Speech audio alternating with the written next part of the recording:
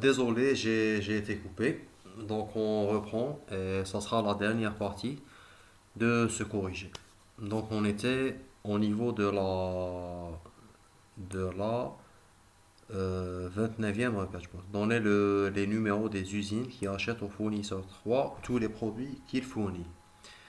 Ok, donc pour ce genre de requête, il faudra aller euh, dans son raisonnement étape par étape. Donc commençons par décortiquer cette requête. Donner les numéros des usines qui achètent au fournisseur 3 tous les produits qu'il fournit. Donc à partir de là, on comprend qu'on aura besoin, comme données, des, de la liste des produits que fournit ce fournisseur 3. Donc afin d'aller davantage dans cette requête. Donc initialement, on commence par faire cette requête-là qui va retourner dans un premier lieu la liste des produits que fournit le fournisseur 3, puis ensuite on fera le nombre de ces produits. Donc on commencera par ça. On a select, pardon, MP from livraison where un 9 égale à 3. On exécute. Donc pour ce fournisseur 3, il a 3 livraisons à son compte et c'était par rapport aux produits 1 et 2. Donc on fait le distinct. Parfait, donc on a deux produits. Euh, voilà, donc puis on met le count afin voilà, de calculer count, pardon, count c'est distinct MP. Parfait. Là, on a ce, ce premier résultat. Après, on peut relire la requête en entier. Donc on a donné les numéros des usines qui achètent au fournisseur 3 tous les produits qu'il fournit. Donc en principe, si on arrive à faire le compte du nombre de produits achetés par chaque usine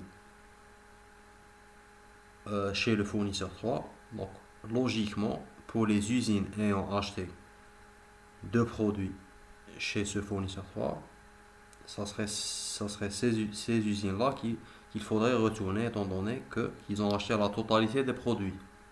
Vu que le fournisseur 3 il fournit deux produits. Donc voilà. Donc comment faire ce compte? On va tout simplement. Donc la requête, lorsqu'on l'aborde en, en sous-requête ou en étape par étape, elle devient euh, très facile euh, comparée à. Enfin, si on l'avait essayé de la faire d'un coup, je pense que ça aurait été plus dur. Voilà, c'est ce que je voulais dire. Donc on a le select NU, donc ce qui est demandé, donner les numéros des usines. Ok, donc on va également faire le count. Afin de... Ensuite on l'enlèvera vu qu'il n'a pas été demandé. Donc je préfère mettre le distinct. Voilà. Ok, donc from livraison.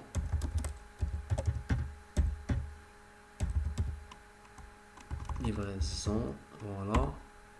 Where un f égale à 3.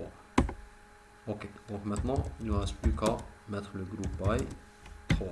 Pardon, group by 1, voilà. On exécute. Donc à partir de ce résultat-là, on peut conclure que pour le fournisseur 2, il a acheté effectivement tous les produits que fournit le fournisseur 3, vu ce nombre-là de produits qu'il a déjà acheté, qui est égal à 2. Contrairement au fournisseur 3 qui n'a acheté qu'un seul produit chez ce fournisseur 3. Donc voilà, donc il ne nous reste plus qu'à ajouter le having. Donc pour le having, on a dit qu'il est utilisé pour faire des conditions par rapport aux fonctions d'agrégat, donc having count étoile, in ou bien égal. Donc on peut bon pour la différence entre le in et le égal, l'égal il permet de comparer ce résultat-là avec une seule valeur. On l'utilise lorsqu'on est sûr qu'à l'intérieur il n'y aura qu'une seule valeur. Donc, comme c'est le cas ici, vu qu'on a déjà essayé la sous-requête et vu qu'on a utilisé le count, donc on ne peut avoir qu'une seule valeur. Ensuite, pour le in, il permet de faire une condition et pour des listes contenant une seule valeur et pour un ensemble d'éléments. Donc on peut, pour ne pas se casser la tête, vous pouvez utiliser tout le temps le in. Il fonctionne dans les deux cas. Donc in, et là à l'intérieur on met notre requête qu'on avait préparée au préalable. On exécute, donc on a le fournisseur 2, l'usine 2, pardon. Donc à partir de là, on peut enlever le count étoile pour ne laisser que l'attribut qui a été demandé par la requête. Dans la requête. Parfait. Donc pour la 30e requête, on a donné les numéros des produits qui sont livrés à toutes les usines de Paris. Là aussi c'est pareil. Donc il faudra, si on commence, ou bien si on fait cette requête de la même façon qu'on a fait la 29e requête, donc, il faudra au préalable calculer le nombre d'usines se trouvant à Paris. Donc, on commencera par ça. Select count étoile from usine ou ville égale Paris. Ok. Parfait. Donc après ce calcul-là, donc on peut copier ce résultat, cette requête-là. On peut relire la requête de façon dès le début. Donc on a donné les numéros des produits qui sont livrés à toutes les usines de Paris. Là, on suit la même logique. Donc on va faire le groupement là aussi, distinct, MP, le count aussi pour avoir un résultat plus lisible au début, puis on l'enlèvera à la fin. Donc from, pardon, livraison usine, where on fait la condition de jointure, usine.nu égale livraison.nu, and donc on a également une condition par rapport à la ville de Paris. Donc on doit se limiter aux livraisons pour les usines se trouvant à Paris. Donc and livraison.ville ou bien ville tout simplement égale à Paris. D'accord. Donc il faudra maintenant ajouter le group by. Group by MP. Je pense que là on aura un petit problème d'ambiguïté. Non. Bon, je vais juste corriger ça. Distinct. Je pense qu'on. Non. Donc pour le MP. Non, voilà, là, je pensais qu'on avait sélectionné la table produit. Donc, mais là, vu que c'était en table usine, il n'y a pas de problème d'ambiguïté vu que le MP il n'existe qu'au niveau de la table livraison. Parfait. Donc, ok, donc à partir de ce résultat-là, on a le produit 2. Il a été livré à deux usines qui se trouvent à Paris. Pareil pour le produit 3. Donc, il ne nous reste plus qu'à faire le having, ajouter le having, count,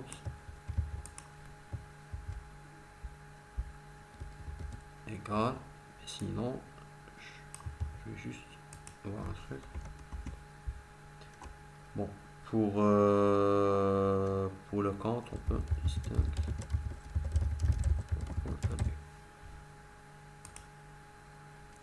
Non.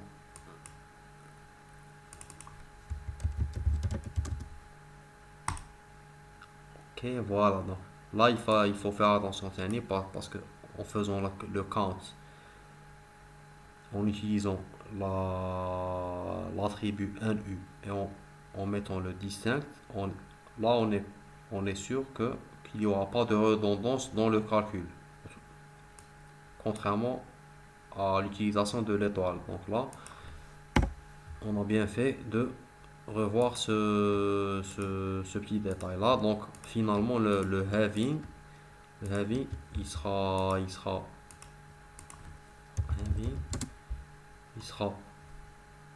utilisé par rapport au count qu'on a à ce nouveau count égal, pardon, et là on met,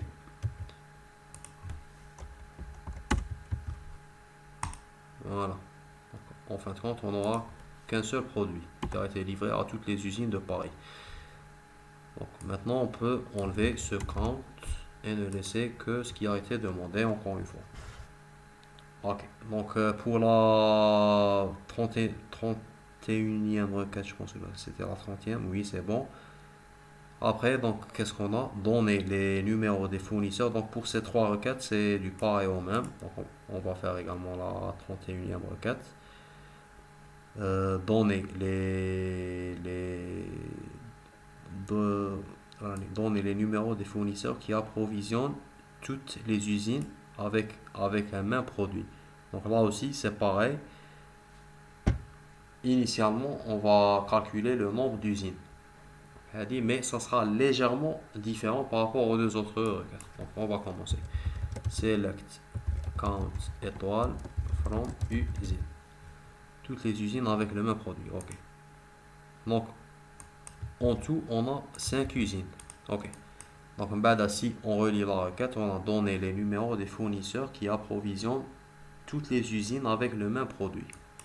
Donc si je sélectionne toute la table livraison, from livraison. Pardon. Donc là, on peut se demander quel serait le group by qu'on pourrait utiliser, pardon, et qui pourrait nous donner comme résultat, genre si on trouve pour ce group by le nom, un calcul qui est égal à 5, donc là, pour cette ligne-là, elle vérifie notre condition. Donc par rapport à ce group by, pour le group by, on l'a pas fait jusqu'à présent, mais on peut faire un group by par rapport à différents attributs. Donc il n'est pas limité à un seul attribut. Donc on peut mettre un group by par rapport à deux colonnes ou plus. Ok, donc partant de là, on peut. Donc je vais juste réarranger l'affichage de la structure de cette table. Enfin, ok, donc on a. Donc si par exemple on fait notre group by par rapport à. Non, un P, je me suis trompé. Voilà. Donc si par exemple on fait notre group by par rapport à un P, un F plutôt et un P. Donc autrement dit, si le 2 et le 3 par exemple, si cette combinaison un F, numéro de fournisseur 2 et numéro de produit 3. Donc si on fait le group by un F, un P, on fait un count. Donc supposons que pour cette combinaison-là qui est 2, 3, on obtient comme résultat du count 5. Donc ça voudrait dire que le fournisseur 2, il a fourni le produit, euh, le produit 3 à 5 usines. Donc ce qui vérifie ou bien ce qui répond à ce qui est demandé par cette requête. Donc on va la rappeler, donner les numéros des fournisseurs qui approvisionnent toutes les usines avec un même produit. Donc voilà, donc on va faire le group by par rapport à ces deux attributs. Pardon. Donc on va tout d'abord sélectionner. Là, dans la requête, il nous est demandé de sélectionner plutôt les numéros des fournisseurs. Mais là, pour le coup, on va sélectionner les deux afin de confirmer. Donc on a select N9. Bon, on fait distinct. N9 from livraison where. Donc non, pardon. Select N9 donner les numéros des fournisseurs qui livrent toutes les usines. Pardon, je lisais une autre requête. Donner les numéros des fournisseurs qui approvisionnent toutes les usines avec le même produit. Donc on a numéro de fournisseur. Donc à la fin on doit retourner que le numéro de fournisseur, mais je vais sélectionner aussi le numéro de produit et le count juste pour avoir un affichage meilleur. Après on l'enlève. From livraison group by un 9, ce qu'on a dit, donc c'était un 9, un P. Et on teste. Ok, donc en fonction de ce résultat, on peut dire que, par exemple, que pour le fournisseur 1, donc là aussi, on peut 10,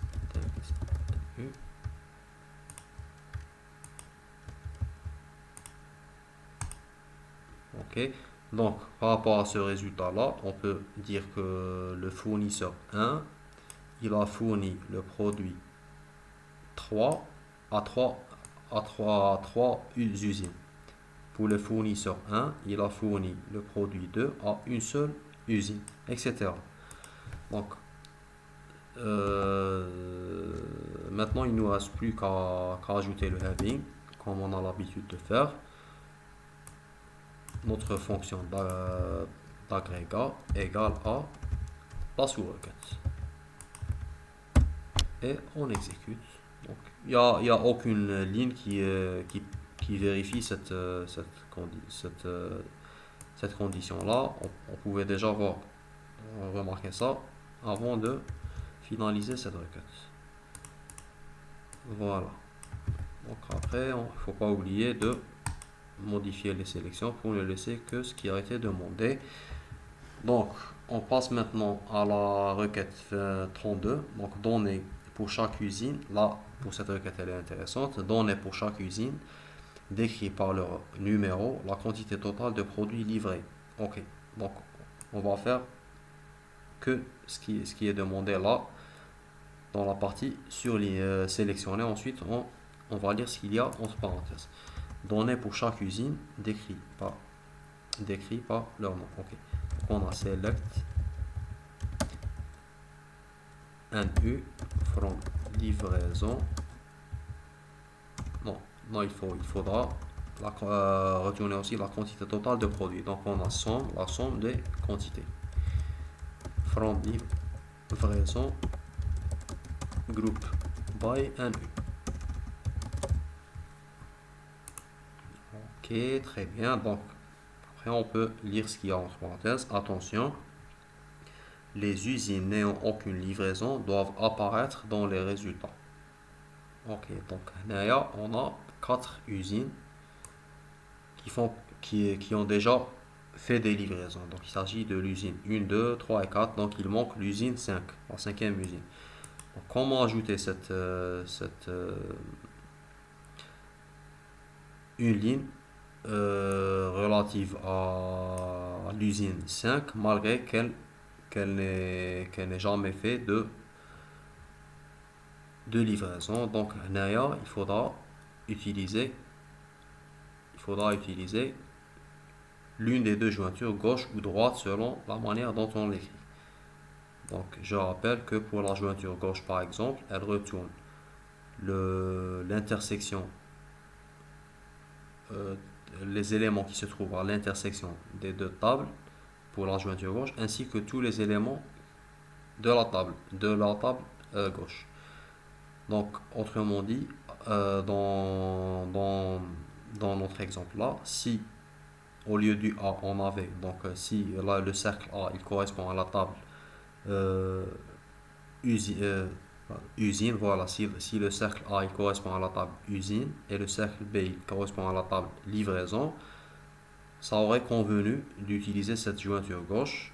Donc on aurait obtenu les quatre usines qu'on avait actuellement. Donc ils font partie de l'intersection entre les deux tables. Puis la table, puis pour l'usine numéro 5 qui se trouve dans le côté gauche, on l'aurait également obtenu. Donc on passe maintenant, on va modifier à partir de cette requête là. Donc on a from livraison. Vu qu'on a déjà mis livraison, on peut modifier ce qu'on a déjà écrit, mais bon, vu que c'est déjà écrit, donc on va utiliser le write outer join de façon à récupérer ce qu'il y a à droite. Livraison usine. On livraison.nu égale usine.nu. Ok, donc à partir de là, il faut également préciser de quelle table on va récupérer les NU au niveau de la sélection. Donc là, il faudra utiliser la table. Logiquement, il faudra utiliser la table usine, car au niveau de la table livraison, il y a pas l'usine 5. Donc on va quand même mettre livraison.nu pour voir ce que... Bon, je vais aussi mettre livraison.nu, puis on va modifier. Donc effectivement, on a récupéré les 4 usines, mais on a eu un vide là parce que dans la table livraison, il y a pas il y a pas des informations relatives à l'usine 5. Donc il faudra plutôt utiliser la table usine. Voilà. Parfait. Donc ça c'était pour par rapport à la requête déjà 21. Donc c'était par rapport à la requête 22. Donc on passe rapidement à la requête 33, pardon. Donner les numéros des fournisseurs qui fournissent au moins un produit fourni par un fournisseur qui fournit au moins un produit rouge.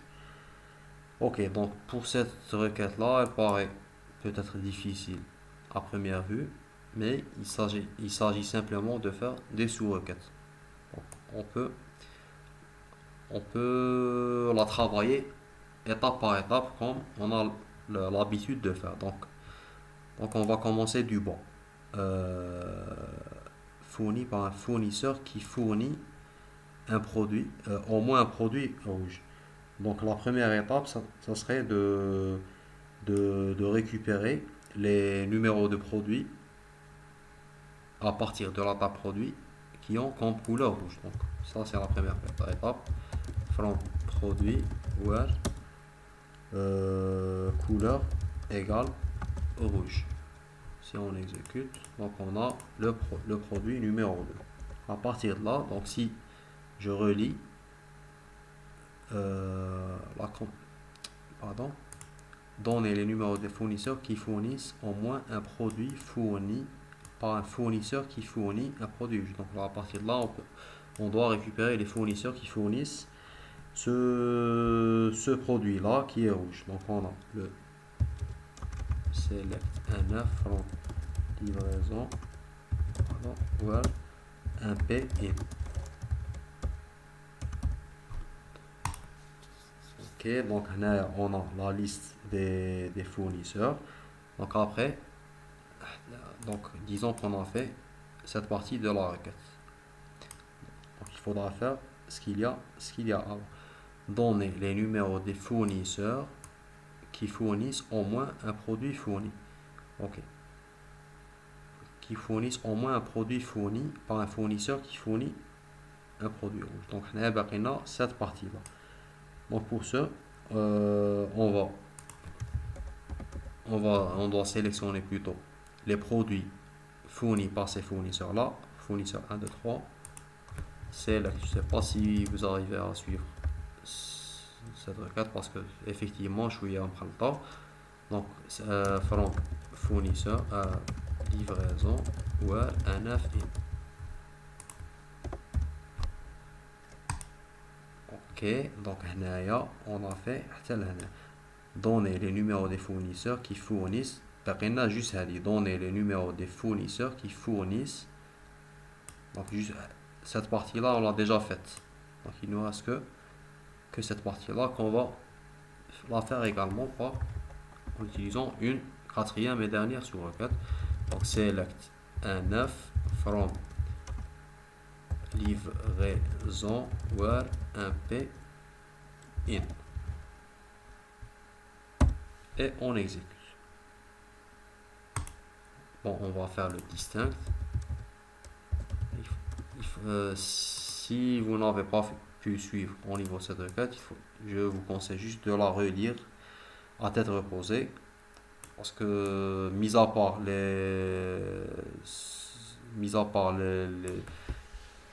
cette- les quatre sous-requêtes qu'il faut utiliser, elle est simple. Il faudra juste la faire, la, la diviser en plusieurs étapes ou bien en plusieurs sous-requêtes. Ok, donc pour, par rapport aux requêtes de sélection, on les a toutes terminées. Donc il nous reste plus que deux requêtes afin de terminer cette révision. Pour la première, il s'agit de supprimer les produits de couleur noire et de numéros compris entre 1 et 3. Ok, donc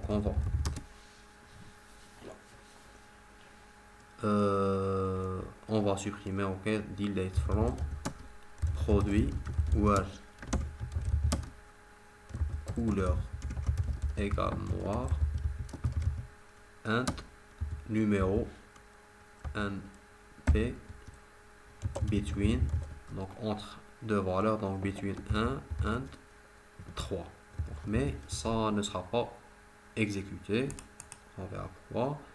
Voilà, c'est une contrainte d'intégrité qui bloque cette suppression. Là, il s'agit plus exactement de la contrainte d'intégrité, de cette contrainte d'intégrité au niveau de la table livraison.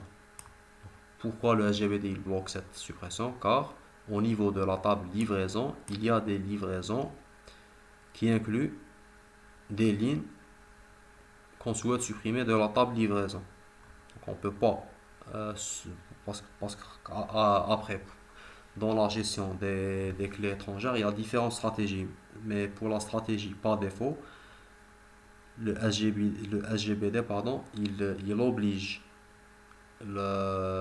l'utilisateur à supprimer les données depuis la table mère, depuis la table plutôt livraison dans notre exemple.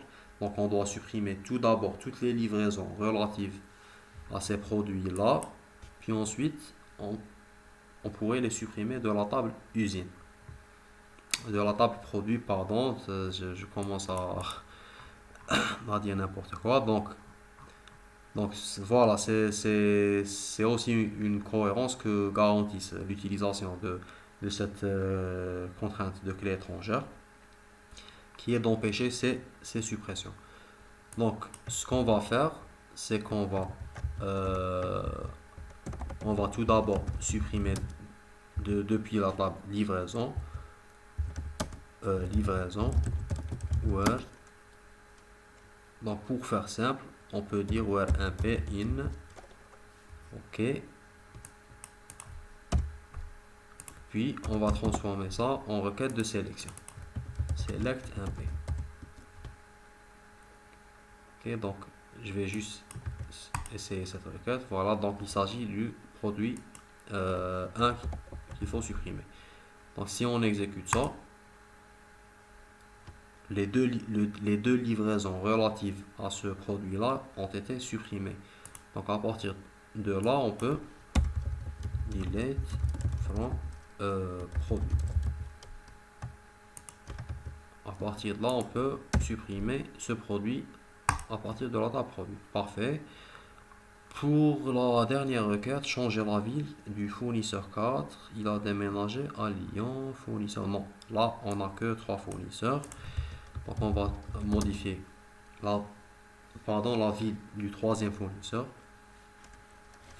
Update fournisseur 7, pour la syntaxe.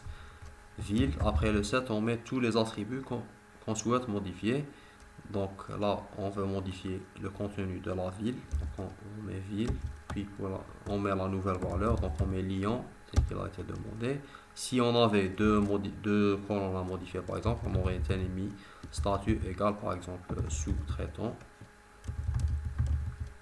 etc., etc. Okay. Donc on se limite à ces deux colonnes, même si celle-là n'a pas été demandée, mais bon. Where, donc il faut pas oublier le where, car sinon si on exécute ça, il va appliquer cette modification à toutes les valeurs. Donc il faudra mettre le where, il ne faut pas l'oublier. Where np et nf plutôt égale à 3. Une ligne modifiée, on va vérifier. Fournisseur. Voilà, donc il est devenu sous-traitant et il a comme ville valeur au niveau de la colonne ville Lyon. Voilà, donc là c'était la fin de cette révision. J'espère que c'était clair. Et si jamais vous avez d'autres questions ou des choses que vous n'avez pas, que j'ai pas très bien expliqué ou bien dans lesquelles j'ai pas été très clair, n'hésitez pas à me poser vos questions par commentaire ou par email. Voilà, donc je vous dis bon courage et à la prochaine.